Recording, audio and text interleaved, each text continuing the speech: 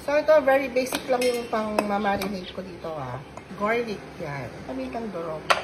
Mas maganda yung as in ground pepper talaga. Pero depende yun sa preference nyo kung anong gusto nyo. Tapos gusto ko madami.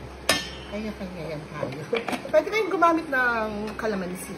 Napanood nyo ba yung fried chicken ko na ginamit ko, sinigang powder? Trending yun. Calamansi pwede, pero ako nalagay ko dito, sinigang powder. Isang kutsara. Patis. Itong patis na to, hindi ko alam, brand ng Ilocos to eh. So, patis. Dalawang kutsara patis.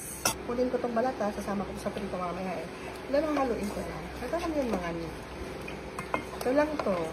So, ito na yung very basic, diba? I-ref ko muna to.